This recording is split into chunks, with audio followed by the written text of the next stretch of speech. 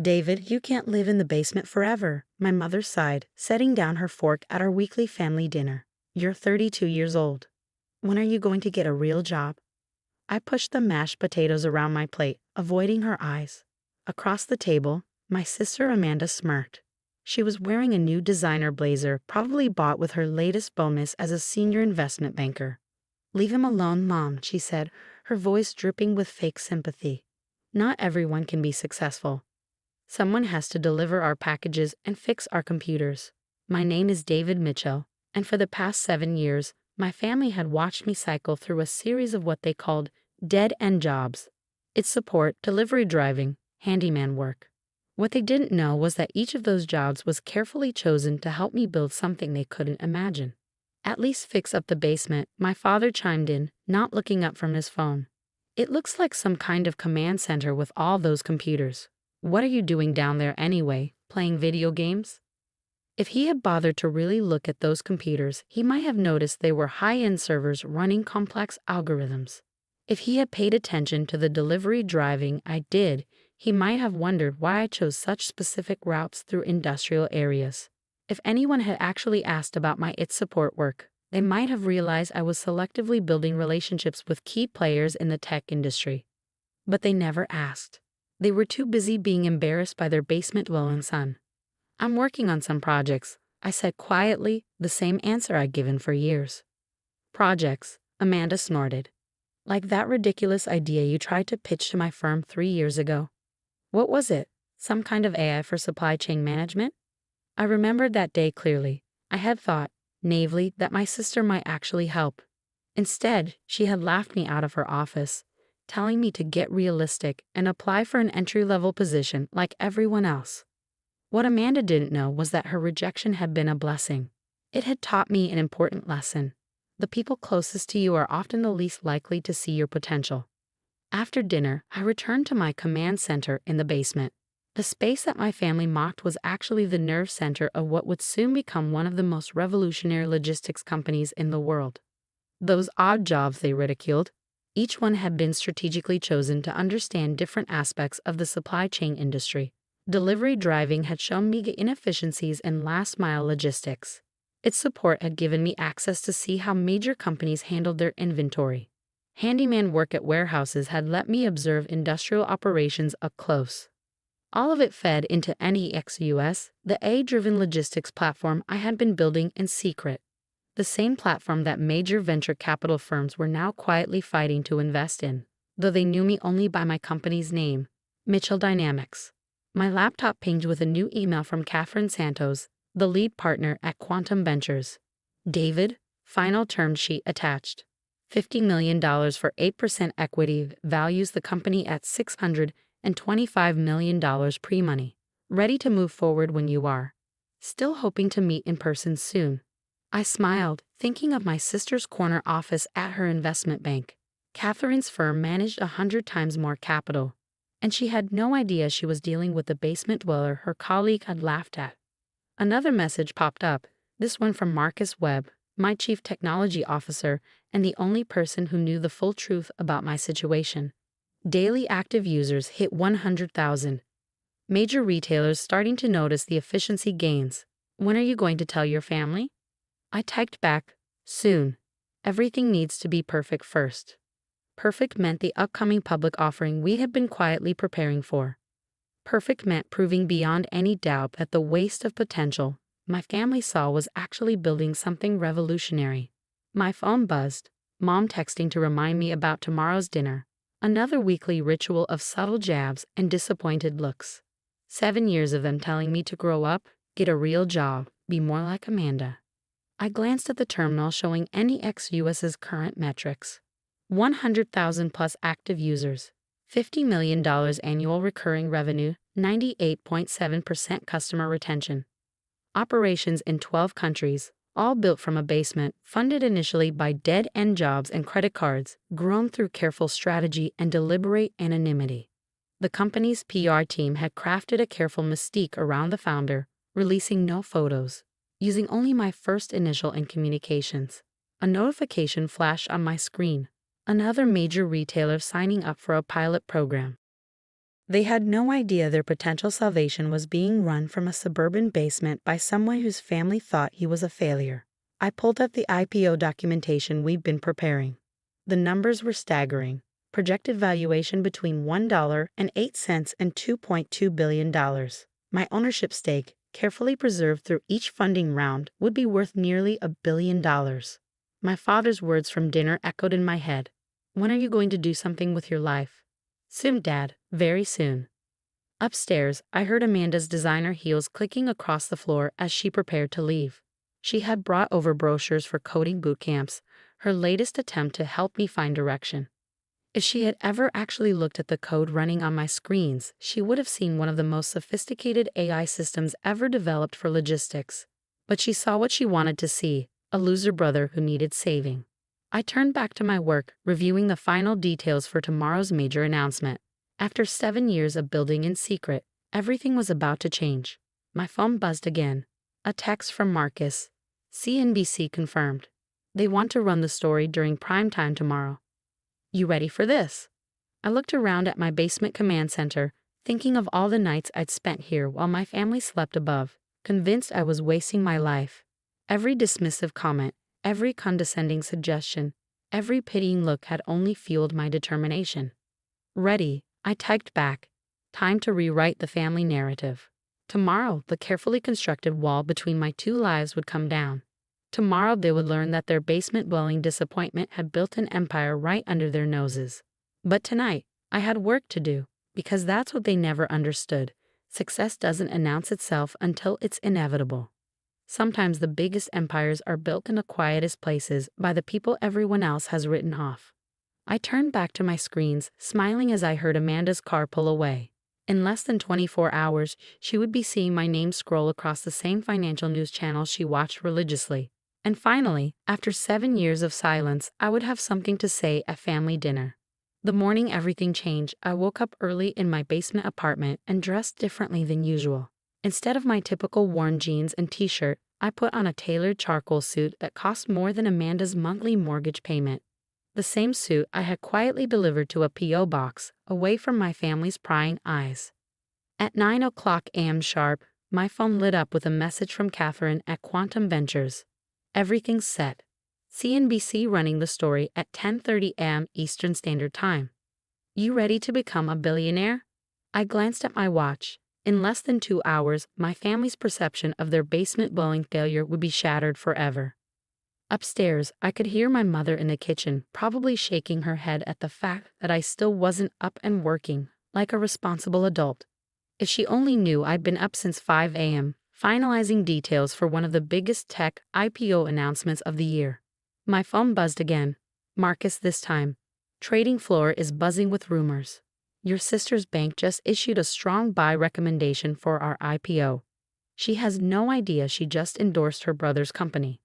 I smiled at the irony. Amanda had spent years telling me I didn't understand business or finance. Now her firm was falling over itself to get a piece of what I built. At 10:15 a.m., I made my way upstairs. Mom was indeed in the kitchen, sorting through bills. Finally up. She asked without looking up. There's a job fair at the community college today. I left a flyer on the counter. Thanks, Mom, I said quietly. But I have some meetings today. She sighed that familiar sigh. More computer repair jobs? Something like that. I poured a cup of coffee and settled at the kitchen table, positioning my tablet so I could see the CNBC feed while pretending to read the newspaper. Mom puttered around, probably wondering why I was dressed in a suit for computer repair. At 10:29 a.m., my phone started buzzing continuously. Messages from investors, board members, and reporters all counting down to the announcement. I silenced it just as the CNBC anchor appeared on screen. Breaking news in the tech sector, the anchor began. In what's being called the stealth success story of the year, logistics AI company Mitchell Dynamics has filed for an initial public offering, with an estimated valuation of $2 billion. I heard my mother's coffee cup clatter against the counter. Mitchell Dynamics, she whispered. Like our Mitchell? Led by founder and CEO David Mitchell, who developed the revolutionary NEXUS platform. The anchor continued as my photo appeared on screen, A professional headshot taken weeks ago in secret. Mom's face went pale. She gripped the counter for support, staring at the TV in disbelief. "David?" she barely whispered. Is that you?" I stood up, straightening my suit jacket. "Yes, Mom, that's me. But you've been in the basement, doing odd jobs." "I've been building a company," I corrected gently. "Those odd jobs were research. Every delivery route, every aid repair, every warehouse visit. All of it helped me understand the problems I was solving." Her legs seemed to give out, and she sank into a chair. On a TV, the anchor was still talking. Revolutionary AI-driven logistics system already used by major retailers across 12 countries. My phone buzzed again. Amanda this time. I put it on speaker. "David," she practically screamed. "Why is your face on every screen in the trading floor? What's going on? Remember that ridiculous AI logistics idea you laughed at 3 years ago?" I asked calmly, "the one you said would never work." Silence on the other end. "Your firm just issued a strong buy recommendation for it," I continued, "though I suppose you weren't copied on that memo." I heard commotion in the background of her call, probably the trading floor going crazy as the stock price was announced. "This is impossible," she breathed. You live in Mom's basement." "Not for much longer," I replied. "Though it was an excellent place to build a billion-dollar company, no one looks too closely at the failure in the basement." Mom was still staring at the TV, where they were now showing graphics of many ex-US's growth metrics. "All those computers downstairs," she murmured. "Servers," I corrected. "Running one of the most advanced AI systems in the logistics industry." My phone buzzed again. "Dad this time. Son, we need to talk. I'm coming home early." The next hour was surreal. Amanda arrived first, still in her trading floor outfit, mascara smeared from what looked like tears. "Why didn't you tell me?" she demanded. "I could have helped." "Like you helped when I brought you the initial idea?" I asked quietly, "when you told me to get realistic and apply for an entry-level position." She flinched. "I didn't know. No one knew," I said. "That was the point. You all saw what you expected to see. A failure, a disappointment, someone who couldn't get his life together. None of you ever actually asked what I was building." Dad burst in next, his tie askew. "David, my office is going crazy." "My own son. Why didn't you say anything?" I turned to face him directly. "Would you have believed me? Or would you have tried to help by telling me to be more practical, get a real job, be more like Amanda?" The silence that followed was deafening. My tablet pinged with an update. Mitchell Dynamics stock was up 200% in pre-market trading. My personal net worth had just crossed $1.5 billion. 7 years, I said into the silence. 7 years of lectures at dinner. 7 years of being the family embarrassment. 7 years of you all telling me to get my life together. Did none of you ever wonder why I didn't seem worried? Mom was still clutching her coffee cup, staring at the financial channels where my face kept appearing alongside words like tech visionary and revolutionary platform. "But the delivery driving, the computer repairs," she stammered. "Market research," I explained. "Every delivery route showed me problems in logistics systems. Every computer repair job gave me access to see how companies handled inventory. I saw the inefficiencies, the gaps, the opportunities everyone else missed." Amanda had sunk onto the couch, her designer outfit wrinkled. "The banking software we use, the new logistics system, that's yours." I nodded. "Your firm pays us $2 million a year for it. I believe you called it revolutionary in last month's team meeting." She put her head in her hands. "Oh God." My phone buzzed again. "Catherine from Quantum Ventures.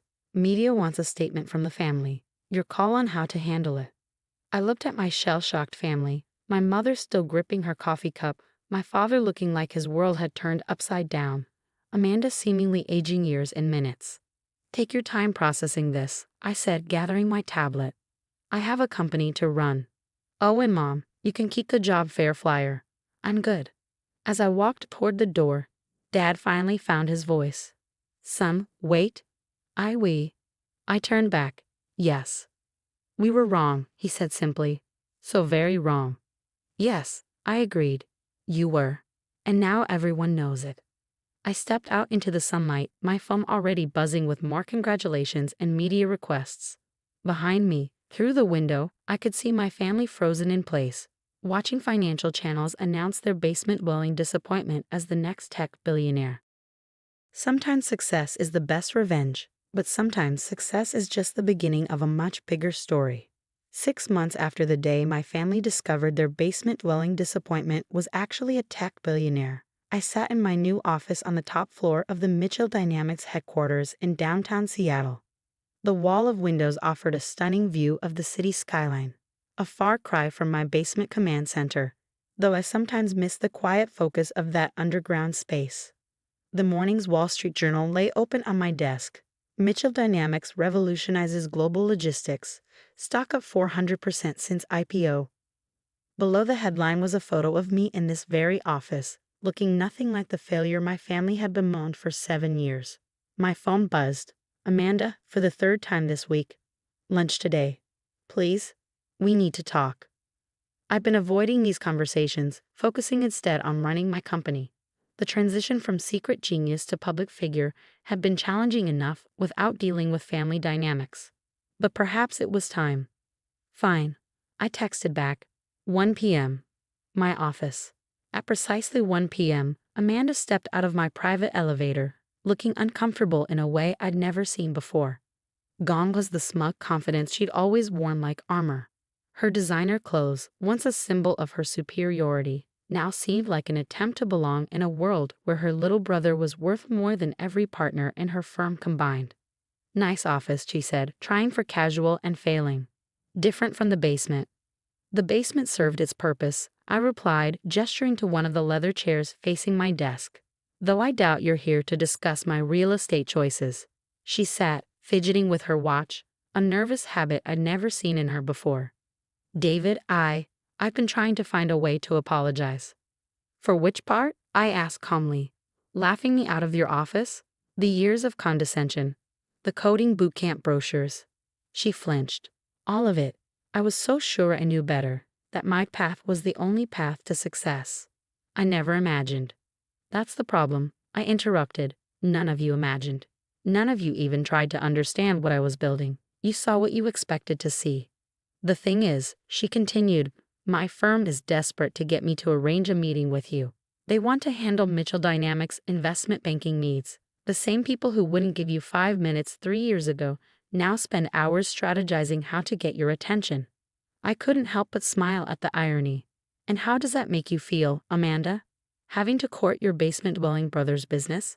She looked down at her hands. Humbled. Embarrassed. But mostly sad that I missed the chance to be part of something amazing because I was too arrogant to see it. A notification popped up on my screen. Our eye had just landed another major client, a Fortune 500 retailer. Their CEO had probably spent more time researching my background than my own family ever had. You know what the hardest part was? I asked, turning back to Amanda. Not the long nights coding, not the stress of building something revolutionary. It was sitting at those family dinners, week after week, being treated like a cautionary tale when I knew what I was creating. Why did you tell us? She whispered.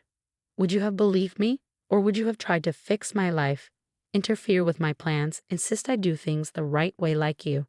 She had no answer for that. My phone buzzed. Mom this time. Sunday dinner? Please come. Dad's finally ready to talk. I showed the message to Amanda. They still don't get it, do they? They think everything can go back to normal, just with their formerly disappointing son now being successful. They're trying, Amanda said softly. We all are. It's just you've completely upended everything we thought we knew. About you, about success. About everything. I stood and walked to the windows, looking out at the city where my company was transforming how business worked. You know what success taught me? That the people who are quickest to judge are often the ones who understand the least. Just then, Marcus knocked and entered with a tablet. Sorry to interrupt, but you need to see this. The Wilson contract just came through. It's bigger than we expected. I glanced at the numbers and smiled. Another billion-dollar deal, larger than Amanda's entire investment bank would see this year. Thank you, Marcus, I said. Oh, and this is my sister Amanda. She used to tell me to get realistic about my career goals. Marcus, who knew the whole story, tried to hide his smirk. Interesting. I guess building a revolutionary AI platform wasn't realistic enough. Amanda had the grace to blush. After Marcus left, I turned back to my sister. Here's the thing about success, Amanda. It doesn't erase the past. Those 7 years of condescension, of being treated like a failure, they happened. The fact that I'm now a billionaire doesn't change how you all made me feel. I know, she said quietly, but can we try to build something new? A real relationship without the judgment? I considered her words. That depends. Are you here as a sister trying to reconnect, or as an investment banker trying to land a client? A sister, she said firmly. Though I won't pretend my firm isn't desperate to work with you. But that's not why I'm here. My phone buzzed again. Dad this time. Son, I sold my company today. The one I always wanted you to join, remember? Funny thing is, the buyers are implementing your logistics system. My life's work is being transformed by the son I thought was wasting his potential. I showed the message to Amanda. See what I mean? Everything's different now, but they're still seeing it through the lens of their own expectations and failures. Then help us see it differently, she pleaded. Help us understand. I sat back down at my desk, thinking of all the family dinners, all the disappointed looks, all the well-meaning but condescending advice. Here's what's going to happen, I said finally. I'm coming to Sunday dinner, but not to pretend everything's fine, not to be the successful son they can finally brag about. I'm coming to tell the whole story, every detail of what I built while you all thought I was failing. And you're all going to listen. Amanda nodded. That's fair. And one more thing, I added. Next week, I'm giving a speech at MIT about entrepreneurship and innovation. You're all invited. I think it's time you understood exactly what was happening in that basement. That Sunday, I walked into my parents' house wearing the same suit I'd worn the day of the IPO announcement. Mom had prepared all my favorite foods, a transparent attempt at reconciliation. Dad stood awkwardly by the fireplace, next to a framed Wall Street Journal article about Mitchell Dynamics. We're proud of you, son, he said stiffly. Now you are, I replied. But this isn't about pride, Dad. It's about understanding. Over dinner, I told them everything. The real purpose of each dead-end job. The strategic relationships I built. The careful development of any ex-US.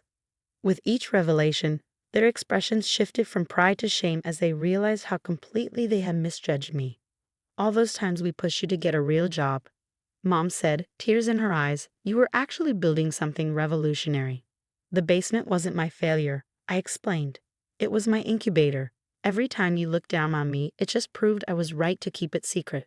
Amanda, who had been quietly listening, finally spoke up. How did we fix this? How did we become a real family again? I looked around the table at their expectant faces. We start by acknowledging that success doesn't always look like what you expect. And we remember that judgment without understanding is just prejudice with a familiar face. 1 year after the IPO, I stood on stage at MIT, delivering that promised speech about innovation and entrepreneurship. My family sat in the front row, finally hearing the full story of what their basement failure had built. Success isn't about meeting others' expectations, I told the packed auditorium. Sometimes it's about having the courage to disappoint the right people for the right reasons. Looking at my family, I saw something I'd never seen before. Not pride, not shame, but understanding. They finally saw me not as the failure who made good, but as the visionary who had been there all along. After the speech, Dad approached me with tears in his eyes. I spent years trying to make you follow my path, he said. I never imagined you were blazing a trail I couldn't even see. That's the thing about innovation, Dad, I replied. It doesn't ask permission. It doesn't follow the expected path. It just changes everything, usually from the most unexpected places, like a basement everyone looked down on. Today, Mitchell Dynamics continues to transform global logistics, and I still keep a small desk in that basement, a reminder that greatness can grow anywhere, even in the spaces others dismiss. As for my family, we're building something new, based not on expectations or appearances, but on understanding and respect. Sometimes the biggest innovations aren't in technology, but in how we see each other. And every now and then, when I hear someone talk about overnight success or lucky breaks, I think about those 7 years in the basement being judged by the people who should have believed in me most. Success wasn't the revenge, understanding was.